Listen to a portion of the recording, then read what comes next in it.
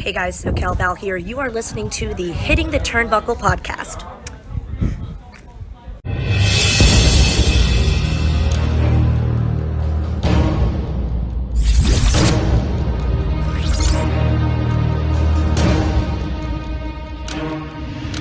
No worries.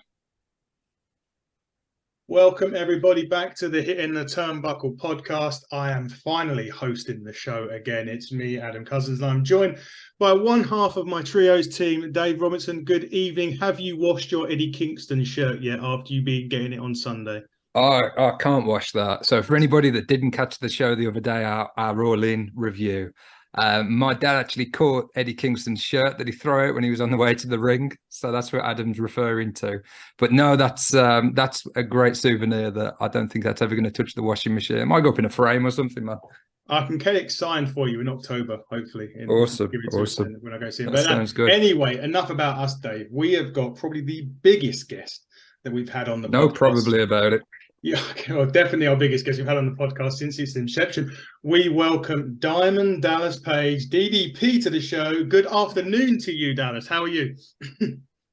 Bang! I'm great, man. I'm here in Atlanta, GA. I know there's a big storm. I'm building Page's Retreat in Panama City Beach, which is the west coast of Florida, up near the Panhandle. And I got some big ass hurricane coming in.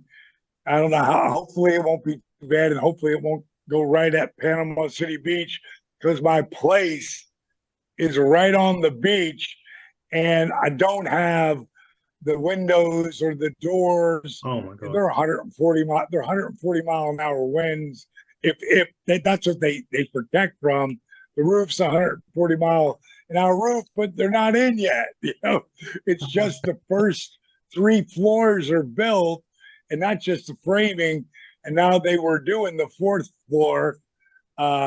It's kind of like a boutique hotel. It's going to be really cool. Super excited about it.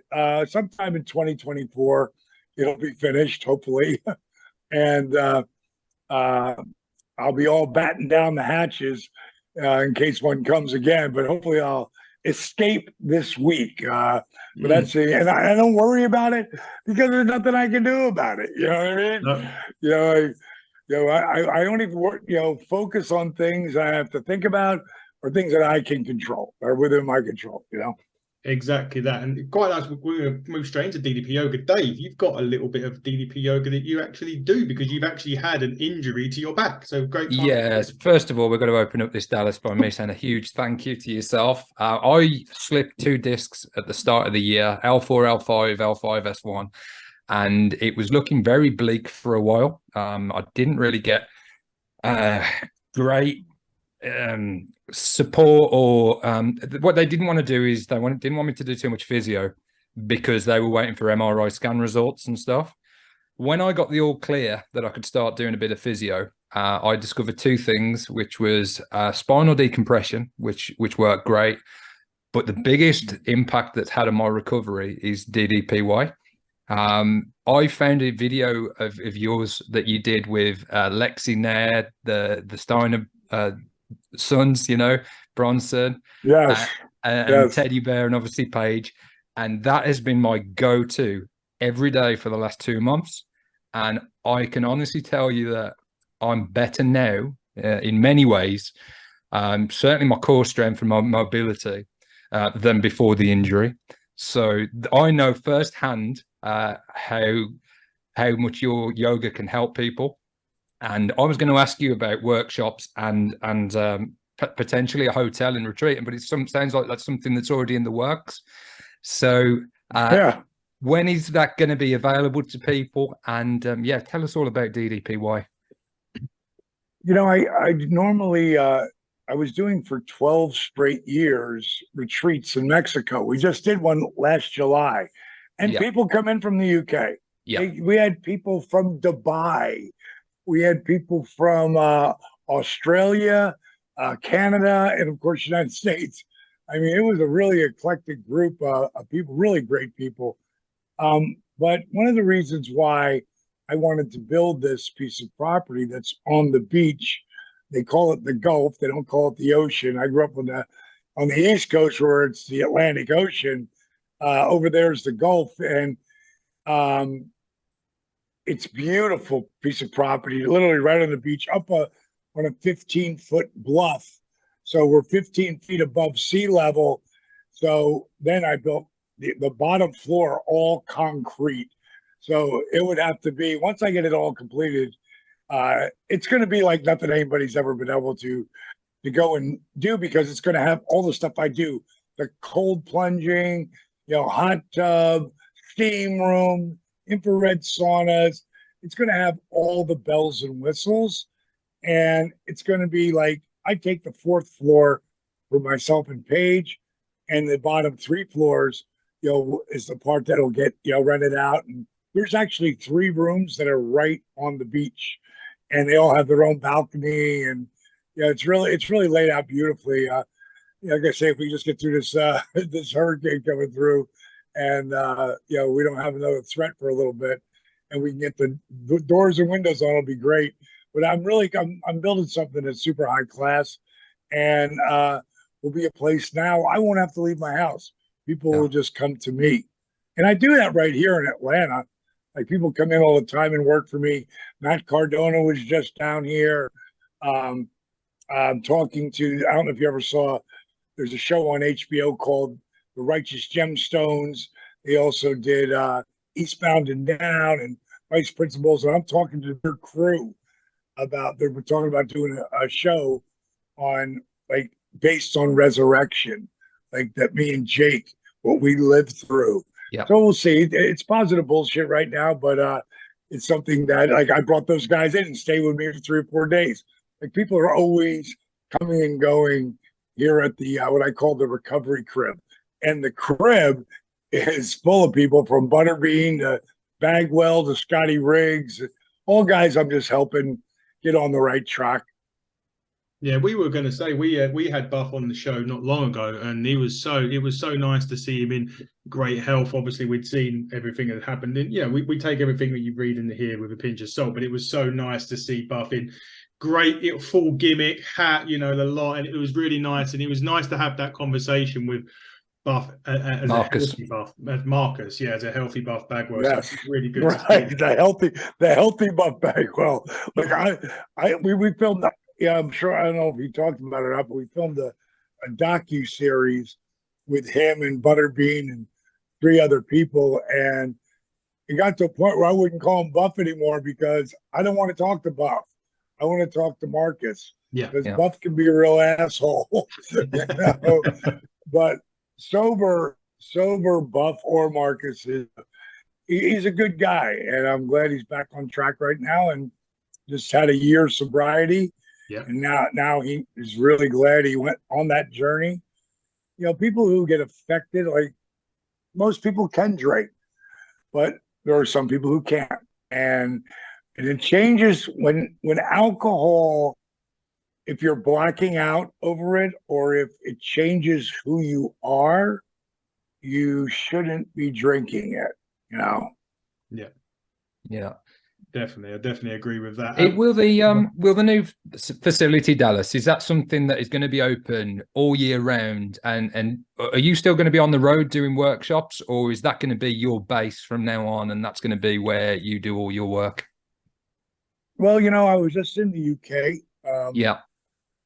I did 3 cities because they brought me in to do a really great signing for the love of wrestling. Yes, from Manchester. We were in Manchester, and what a great guy! The guy who runs that, he's a really good dude.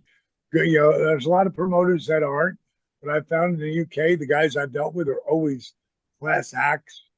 But I anytime that someone's going to bring me into a signing, I'll wrap it around a tour over the UK, or if I want to do something in Australia, I'll do the same thing.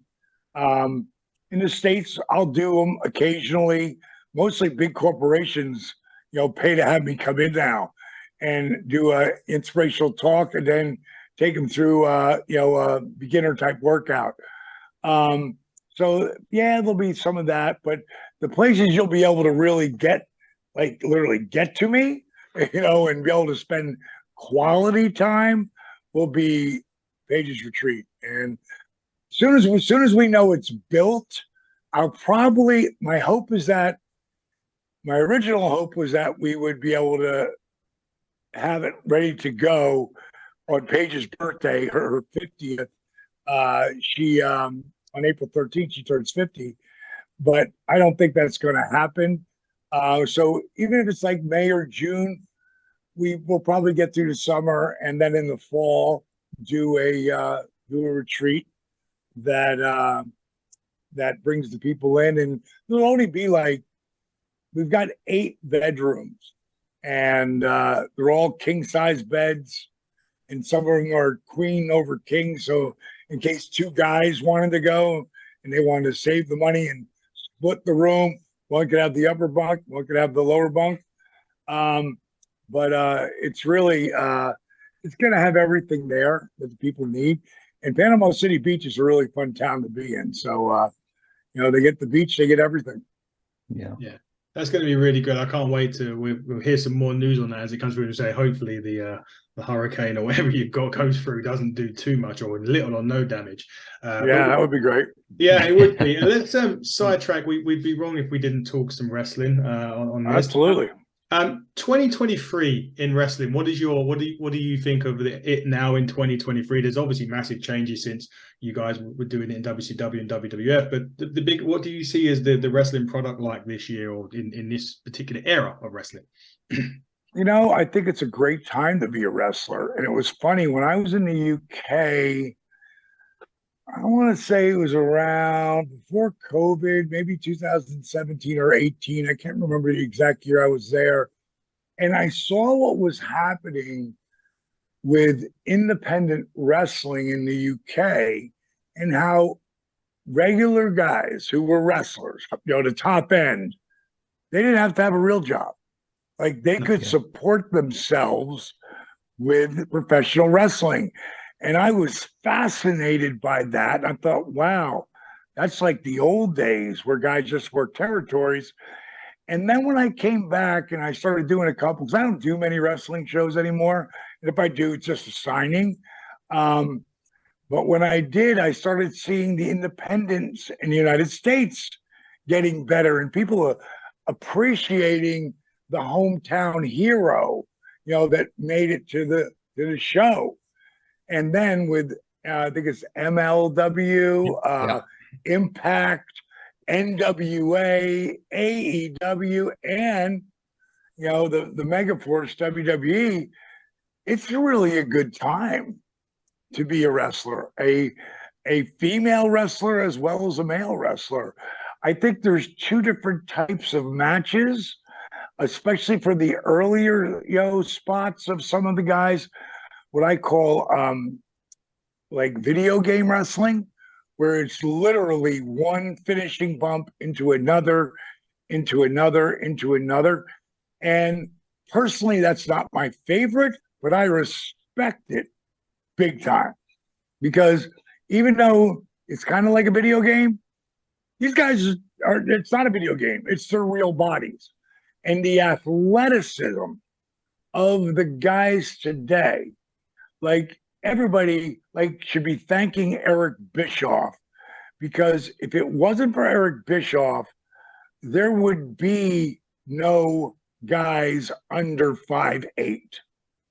They wouldn't exist. There wouldn't be 165-pound guys out there, even if they're 5'9" or 5'10", 170 pounds. They wouldn't exist. But they do because of a guy named Rey Mysterio. Oh, yes. Eddie Guerrero wasn't as small as that, of course, but Eddie was unbelievable. And Eddie could do both styles. Like he could go and just do the Mexican style, or his American style was just as strong, man. And I was very fortunate to have worked with Eddie right before my career blew up. And Eddie really helped the guys in the back see, wow, this guy's getting pretty good. Like, wow, he can have a match with anybody. Anybody can have a match with Eddie, but our matches were great. You know, they were really, really good, and loved working with them. But all that level of guy, the smaller guys have an opportunity to today to be, you know, like, can you go? Because if you can go, we're going to use you. And like WWE got a lot of young, smaller guys that compete at a top level. Yeah. You know, to me, when you look at DDP Yoga, you guy who is, you know, right at that spot of 5'10" or 5'11", Chris Jericho is still the guy. Like, he's still like, he just put on a match with Osprey, you know, right there and what is it? Wembley. What's it called? Wembley. It was called Wilmington. Yeah, Wembley Stadium. That kid's great, but Yeah. Chris Jericho is fucking great too. And you know, he got to really like let the world see him, because he, you know, that Osprey, he's not. He may be one of the best guys in the world. I know we could call the best or whatever, but he may be really right up in that elite of the elite, where I put like guys like Seth Rollins. Seth Rollins is as good as it gets. And he has it all today now, with not just the work. He's always had the work. And I think there was a point in time where he was just, they were figuring out like what's he going to be next, and reinventing himself. And when he found that character, boy, I walked up to him at WrestleMania and just said, dude, I am such a fan. Like, what you and Cody did was so amazing. He lost 3 matches in a row, but he went up in stock on everything. He was already up as high as you could go, but he went up further, you know? Yeah. You know, that kid's really strong. But look at Chris Jericho. In 41, he had blown his back out, L4, L5. The doctors told him his wrestling career was over. I had called him because Shawn Michaels, who was really the first guy to ever do DDP Yoga, he pulled me aside and he said, just so you know, Chris hurt his back, and you should probably give him a call. So I did. And when I tell you, it's the only time Chris Jericho ever answered his phone. Up till that point, anytime I ever called him, he never answered his phone. After that, he never answered his phone. But that day, friggin', he answered his phone and he goes, I was just going to call you. I go, you're so full of shit. He goes, no, seriously, I was. You know, the fans are saying I should do Trish's yoga, or I should do your stuff. And I'm like, he said, if I'm going to do anybody's, it's going to be yours. And that's mainly a manly thing, right? Because Trish, I mean, not Chris, Trish is unbelievable. Like, that she can still get out there and go at her age and look more beautiful than, I mean, she's always been gorgeous, but I think she looks unbelievable. She's as beautiful as any woman could be ever, never mind in our business, but ever. But her work is so great. But that's because she's a yogi, you know? Yeah. And, you know, Jericho started doing my stuff, and, you know, here he is in so much pain, and 5 weeks later, he's feeling 85% better. 3 months later, he headlines WrestleMania against CM Punk in Miami.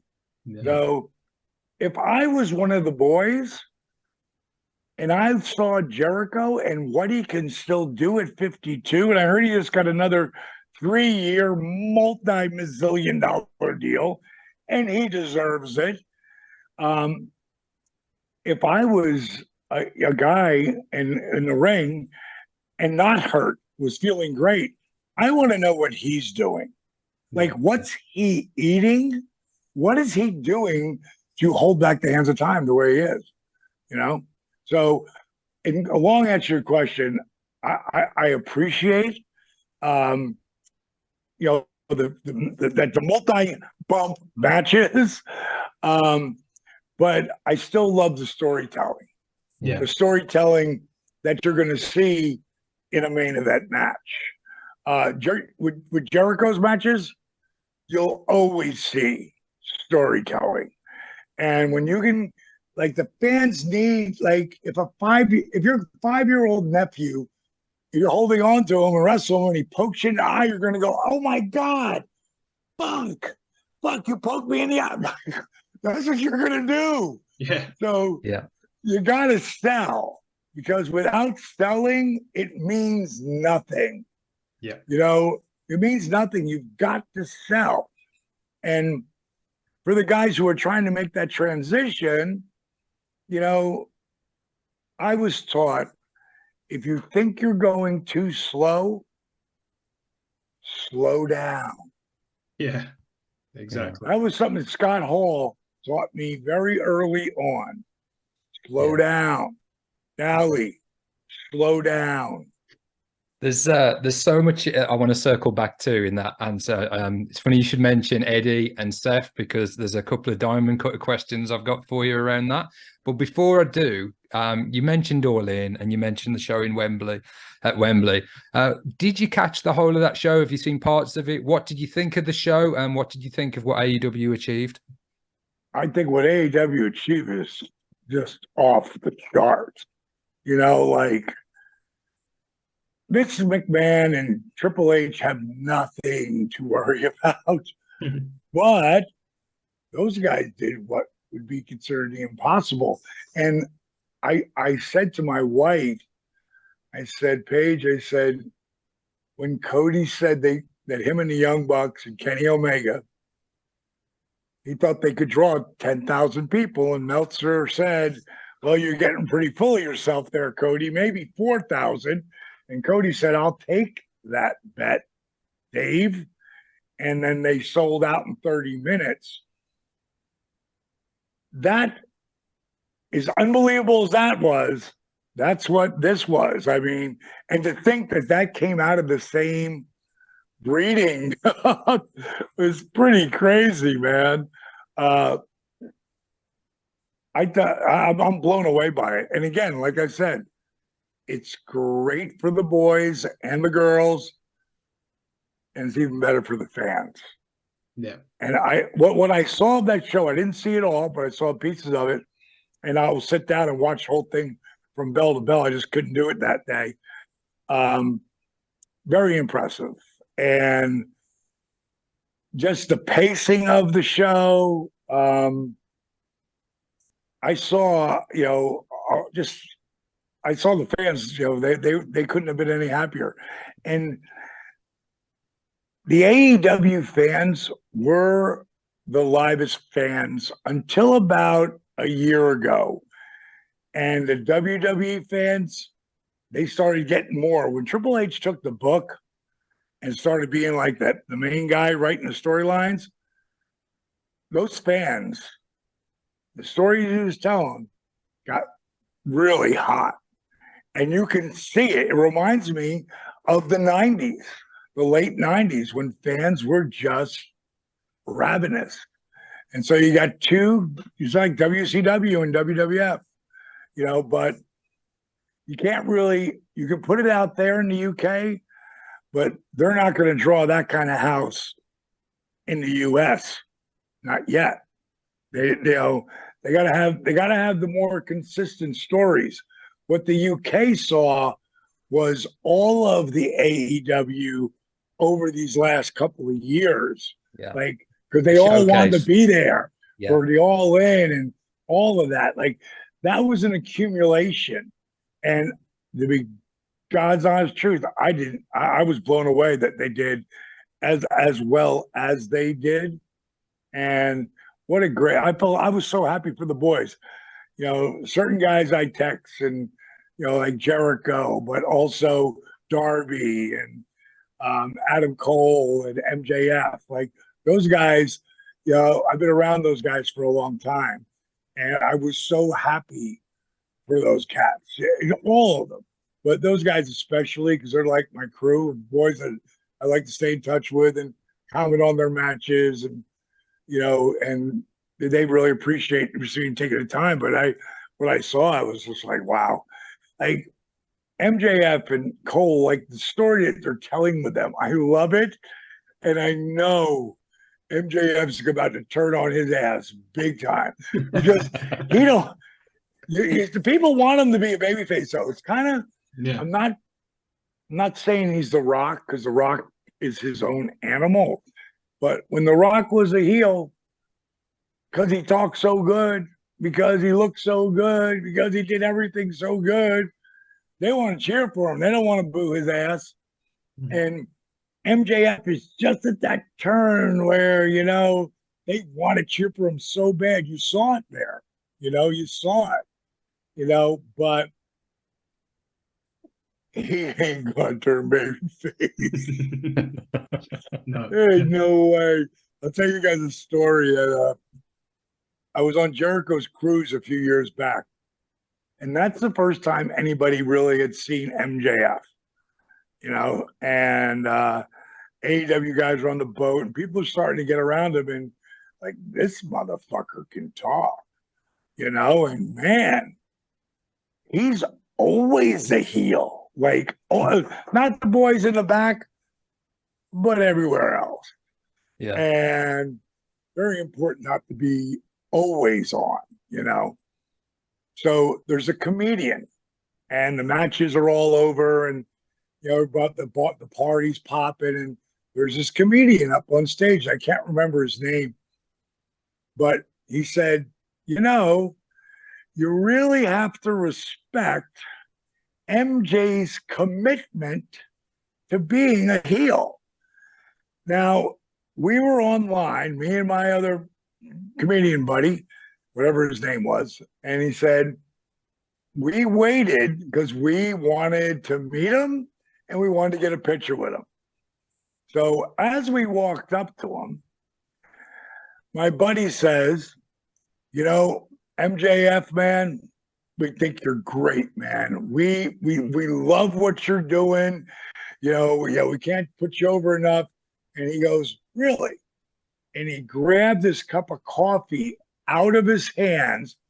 He spit in it, gave it back to him, and said, so what the fuck do you two assholes want? That's awesome. That's just it. Dude, I've seen him do things where you go, oh no, dude, you didn't say that. And I mean the things that you should never be dark on.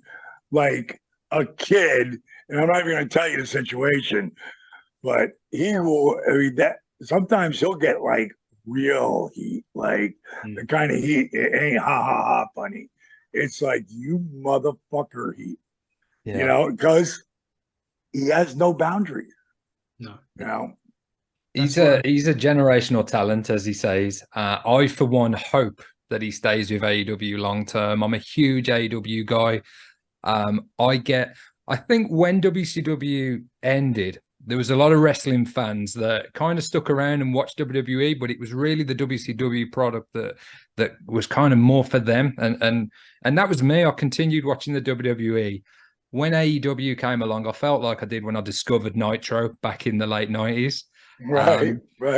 It was actually yourself. It was Paul White, Big Show, the Giant. He chokeslammed you through the stage on one of the Nitros.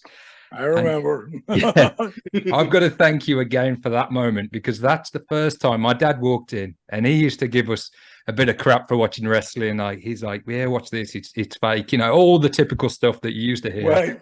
And still here. And my dad saw that moment when you were chokeslammed through the stage, and he was interested. And off the back of that, my dad was with me at All In on Sunday. He was at WrestleMania 28 with me. Wow. That Jericho Punk match you talked about. I was stood next to my old man, and I've got you to thank for that, and all those memories that I've created with my dad is because you took that chokeslam. Oh, that's so awesome. Now, let me tell you the behind-the-scenes story. Love to hear it. So I always back then he was a Giant, right? So I always called him G. And I'm the one, because I'm down the power plant, because they're not doing anything with me. And in rolls this 7'2", probably then about 395-pound, basketball player, like big. And just as humble bumble as could be. And Mr. Page, it's such an honor to meet you. I'm like, lose that motherfucker. My name's Dallas. And so he was so athletic. He could do anything. Like he literally could jump off the top rope and like sunset flip you and pull you through and shit. Like he could drop kick off the top rope. Andre was the same way when he was. I watched a match with him and Stan Hansen in Japan, and he arm dragged Stan Hansen. Like what? Yeah. But G and I were super tight, so I got him ready for Hogan, and then he kept coming to the power plant learning because he didn't know shit. And when I finally got on the road occasionally, I drive with him because when you're making money, they give you the cars and the hotels and all that shit. When you're at the bottom, they don't give you shit. So I got to, ride with him in the fucking caddy, and not have to pay for it. Split a hotel room with him, not have to pay for it because he didn't pay for it. And he was a great travel partner. And when I was still a heel before everything flipped and I turned babyface, I was still driving with him. And I remember we were up in top of the country. It's called Saginaw, Michigan. It's right up at the top, and it was cold as hell. And all these fans were waiting outside, and they couldn't come in the parking lot. But there's like easily 300 or 400 people out there, and friggin', they're saying, "Oh, DDP, DDP, oh, hey, Giant, Giant!" I was yelling, and I got to the door, and he's driving. I look up, I go, "You guys want autographs?" Yeah, I go, "I don't think so." And I got in the car. He looked at me. He's like, "You motherfucker." So we're having this feud, and I know he's leaving. So I know he's putting me over in the middle, before he goes. But we got to build it, right? So they tell me he's going to choke slam me off the stage. Now, my contract's up right here. I've fucking been on top fucking for the last 2 years, but I still never got paid. The big contract is coming. And I told him all about it and shit. And so now we're doing this thing. And, I go down and he grabs that part of the W, that's half of the W, and then the other. Yeah. It's got to weigh 200 pounds. And he picked it up and just threw it like it was friggin', like it was 12 pounds. Then he threw the other letter, and he threw the other letter. And as he picks me up and he grabs me by the throat, I go, "Gee, I haven't signed my contract yet." He's like, "What?" When he picked me up, he turned my body. Yeah. And he laid me as flat as he could before he let me go. But, normally he just spiked your ass, but he always took care of you on that shit. But, man, I was like, God, because I went through there, and all there was one of those blow-up beds. That was it. So that went right. I went through, I fucking hurt like crazy, but I didn't injure myself. Now, we were hurt all the time, but when you're injured and you tear your rotator cuff or something like that, you're fucked. So thank God, nothing happened, but I'll never forget his face. "Gee, I haven't signed my contract yet." What? Then you can get hurt and get paid the big money to sit home. But he's a great guy, man. Really great guy. He is. Yeah. One of the questions that our other host, Andy, who couldn't be here this evening, wanted to ask you was, obviously WWF won the war and everything like that, but he was asking if it was the other way around and Bischoff, or he'd come in and because I know Bischoff was trying to buy back WCW and it didn't work out, but if WCW had won the war, put WWE or F out of business, what would have happened to the wrestling landscape then? in your opinion? You know, I don't know. I really don't know, because you got to understand, Ted Turner was the reason why WCW existed. Yep. And Ted was behind us 1,000%. But the big corporation people who came in, they weren't. Yeah. And there was a guy named Jamie Kilner.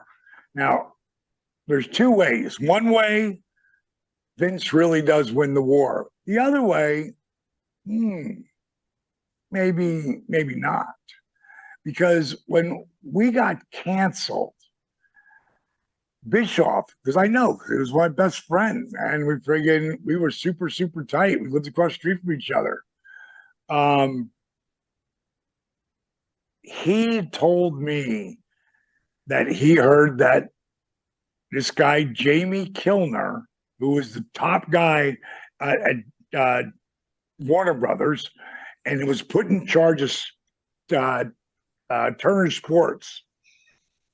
He called Brad Siegel into his office, and he said that you're selling WCW for $50 million, but we're giving them 10 years on TBS. They got to be on. They got guaranteed programming for 10 years. He goes, why would you do that? And Brad told him the truth, because it's the #1 rated show on this network, and was the #1 rated show on all the networks for years. Yeah. And he said, well, we're not going to be the wrestling network anymore. We're canceling wrestling. And he's like, hold on. Let me tell Eric Bischoff, give me a month. He'll find, because Eric didn't want it on TBS anymore. He wanted to take it to another channel. And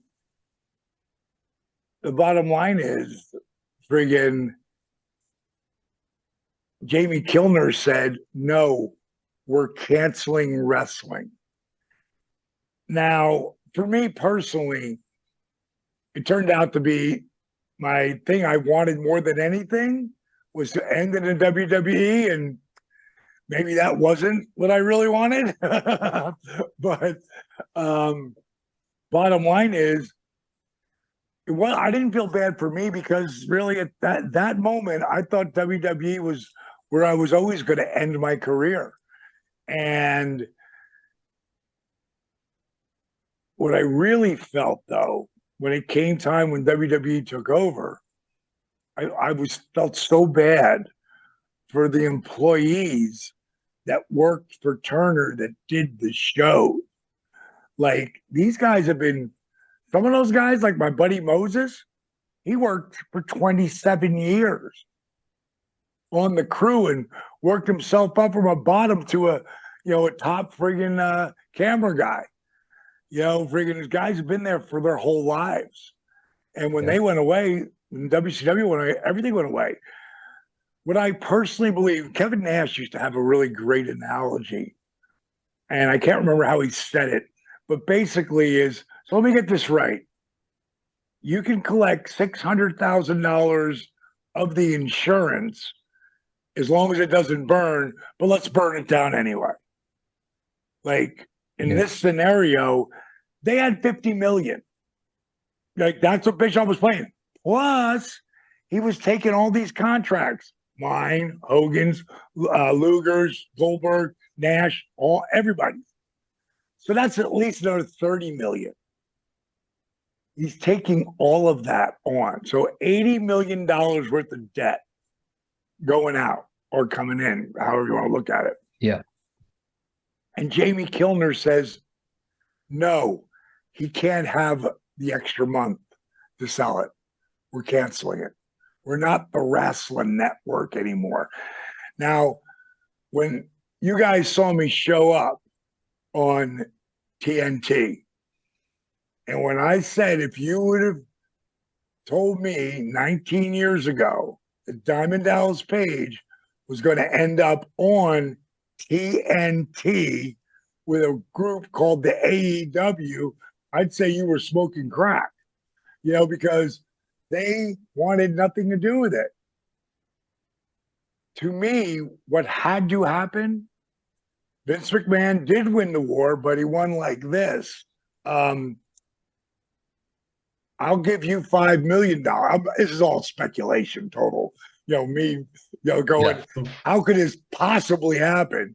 So maybe Vince paid him $5 million to make it go away, because that's what Vince paid for it, from what I was told. I don't know. I didn't see the numbers, but I heard he paid $5 million. That's crazy. Today, I'm in the position. If I heard they were selling WCW for $5 million, I'd have bought it. Yeah. Yeah. I mean, the name brand alone. Because, like you said, Dave, I have so many friends of mine who would never watch WWE ever. They were WCW fans. They would never watch the WWF. And when we went over, I know a lot of them watched, and what they saw, what they did with me, they went click and turned the channel. Yeah, so many people I spoke to at the weekend at All In were WCW fans, and that seems to be a common theme with AEW. The AEW hardcore, they've waited for so long for this company to come along. You said about, you signing for the WWE. Was that then, because a lot of your friends, obviously, and some of the other wrestlers kind of sat their contracts out, and I don't know what your contract situation was. No, I left $487,000 on the table. Okay. $487,000 back when that really meant something. Yeah. They said they'd only give us 50% of the deal. So I was owed like 1.4 million or something, and maybe 1.5. I can't remember exactly.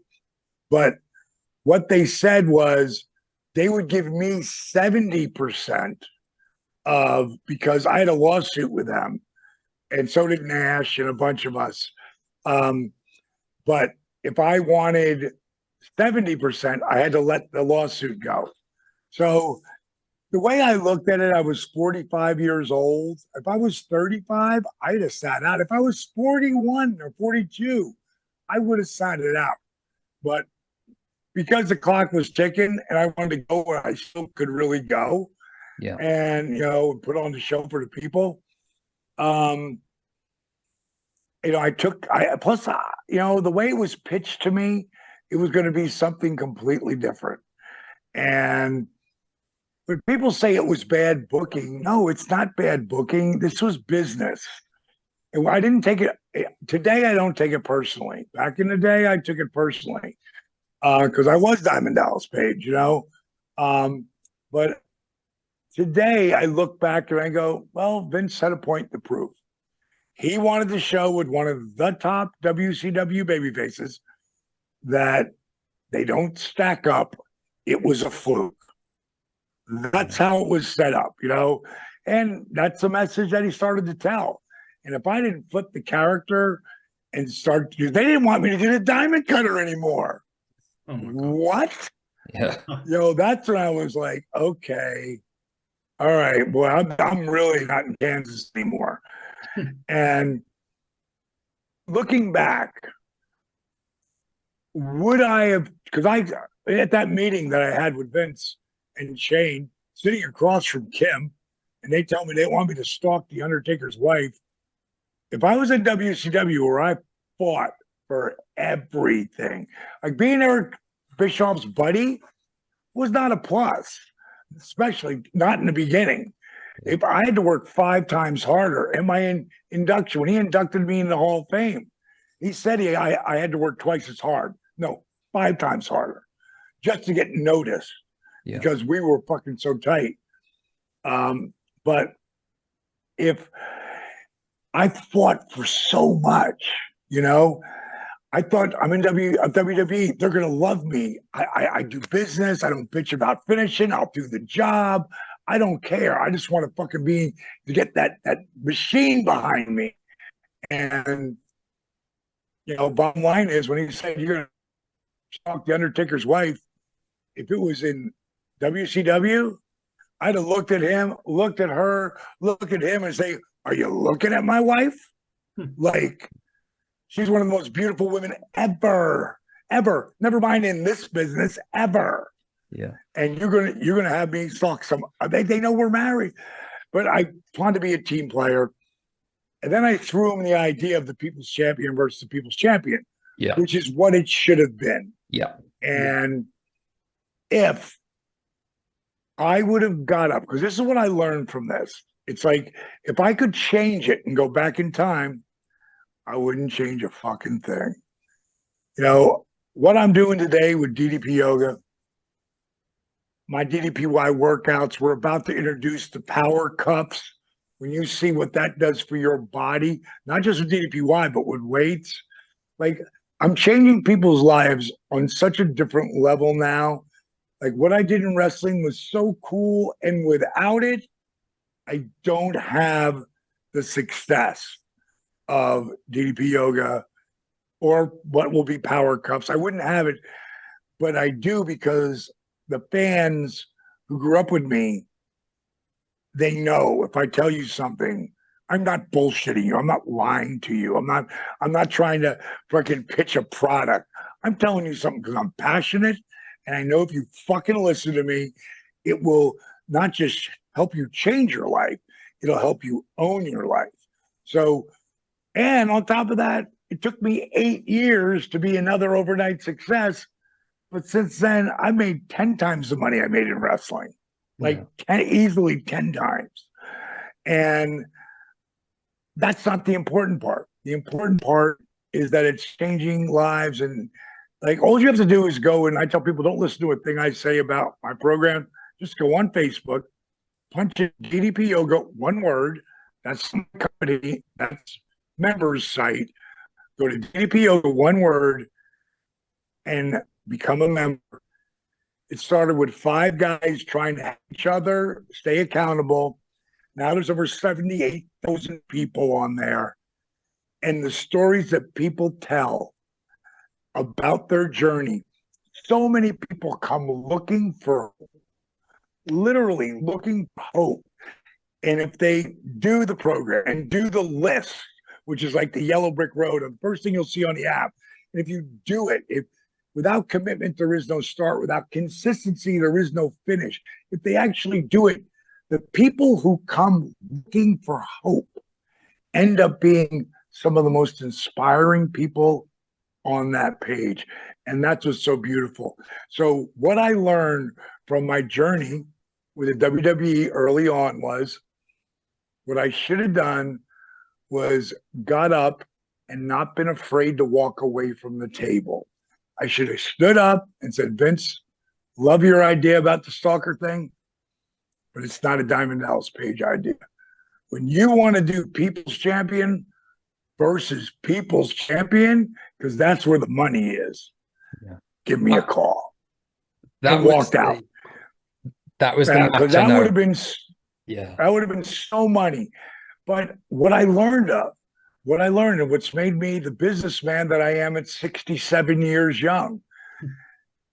If you would have ever told me I'd be making more money at 67 than I've ever made in my life, that I turned down one after another, bringing $8,000 to $10,000 appearance, because I'm going to speak for 20 to 25,000 an hour. Friggin' that I turned down speaking gigs because I'm running my company and I want to spend time with my wife. Like at 67, you start to learn in your 60s, the most valuable commodity you have is time. It's fucking time. And if I'm not having fun doing it, I'm not doing it. I've already paid all those dues of the times that shit gets hard. I fucking reaping the rewards. I call my wife my roses, take time to smell the roses. And I do it all day fucking long. And I'm in a really great spot. And all my family is taken care of.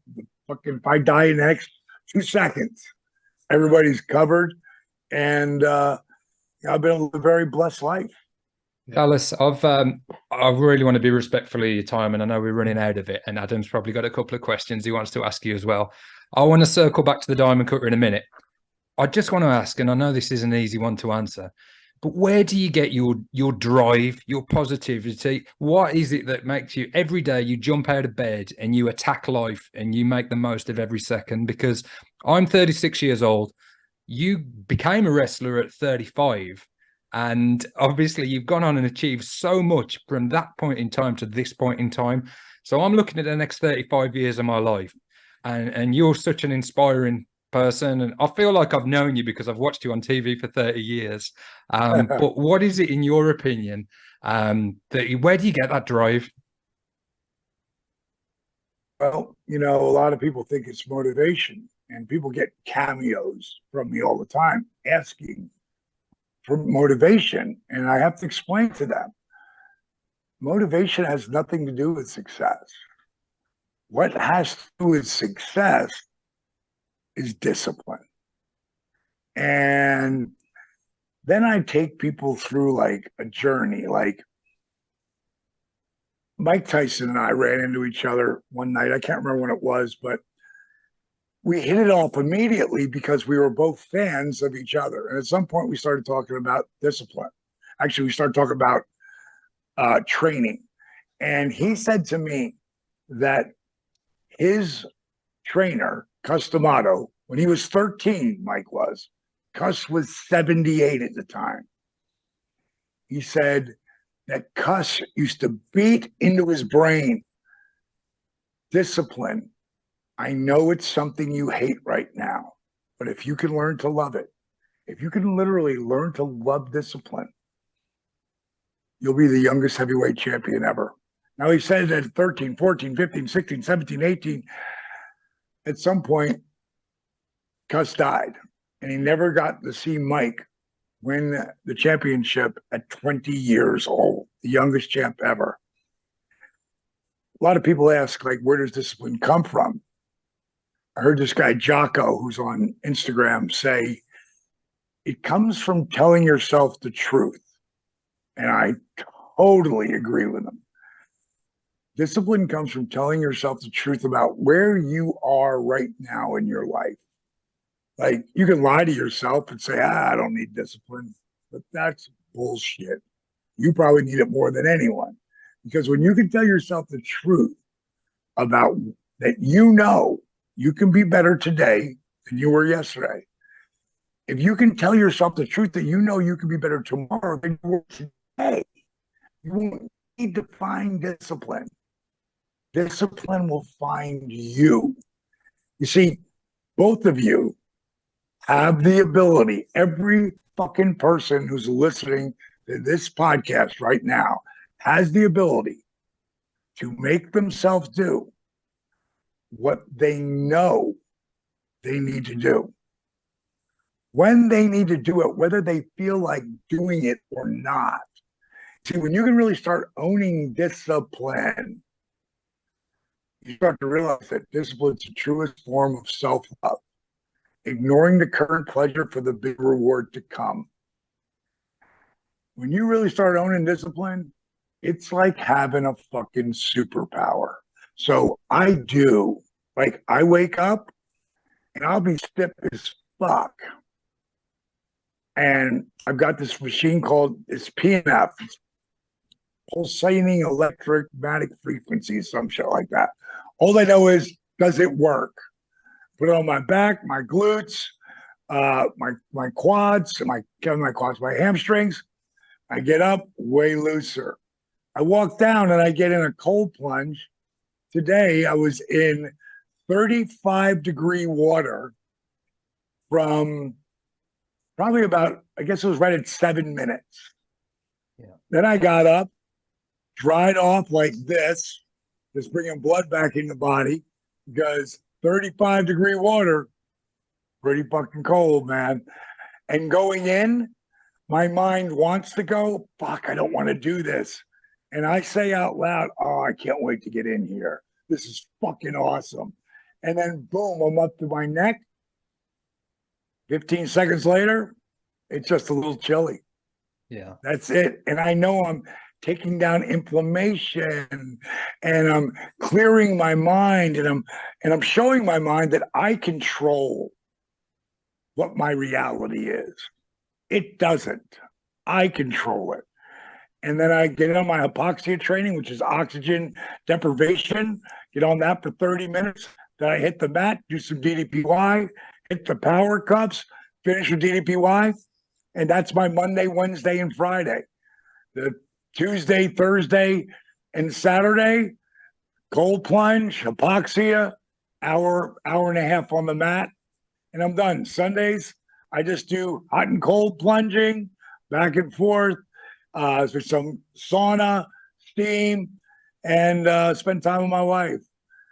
Everything I'm doing, I love to do because I'm holding back the hands of fucking time. And when I'll do an autograph session, like a big group one, like the ones for the love of wrestling, maybe like 4 or 5 a year. And then I'll do one like I'm doing in Alabama. And I'm only doing this Comic-Con because Sting and Nash are both going to be there.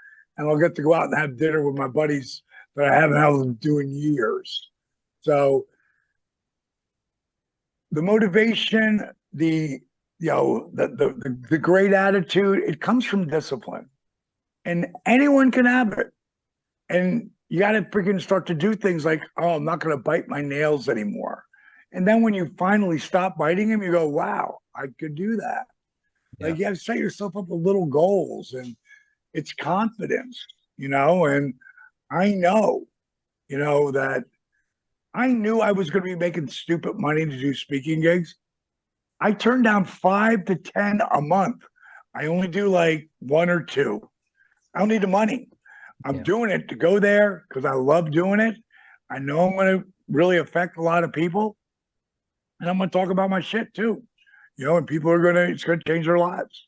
That's incredible. And I think that would be so motivational to everybody hearing it, listen to our podcast. I know it's had a profound effect on me in the last couple of months.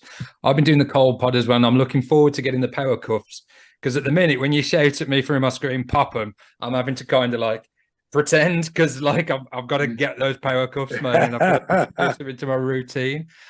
Dallas, we want to promote DDPY, and obviously you've got an offer on 25% off at the minute, and people get a 7-day free trial. So we wanted to mention that. Before you go though, I've got to ask you, my favorite diamond cutter of all time was the one you did on Eddie Guerrero. You mentioned him earlier. You took him up in a power bomb. If anybody hasn't seen it, I mean, there's a whole compilation of your diamond cutters out there that people can see and relive, and there's some incredible ones, but that one on Eddie was sensational. I've got to ask you, Dallas, what's your favorite diamond cutter? And perhaps what's the favorite diamond cutter you've seen since from somebody else? I know Orton did a pretty good one on Rollins at WrestleMania, and Cody did an awesome one on Guevara off a ladder before he left AEW. But what was the one that stands out in your mind as your favorite ever diamond cutter? The one that, for me personally, will always go down as Randy or Rick. It wasn't like the fanciest, but it was Randy Savage, and he did the 1, 2, 3 in the middle and changed my life. And Nate at Spring Stampede 2 years later, and I got that world title right there.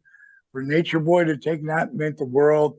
As far as ones that stick out of my mind, definitely the one with Eddie and the one with Goldberg coming out of his finish. Yeah. But the Eddie one was Eddie's idea. I was getting ready for the me and Malone against Rodman and Hogan, and Eddie came up and he knew we were working, so he knew he was taking a cutter. And he was like, "D, what about out of a power bomb?" How the hell do we do that? I said, your junk's in my face. He goes, "No, roll me up on your shoulder." So I grabbed him, I rolled him on my shoulder. I go, "Now what?" He goes, "Boost me." I just did that. And Eddie turned and just slid down the back. Yeah. I went, wow, man, if we could time that shit. And of course, Eddie being who he was, flawless. And I went crazy after that cutter.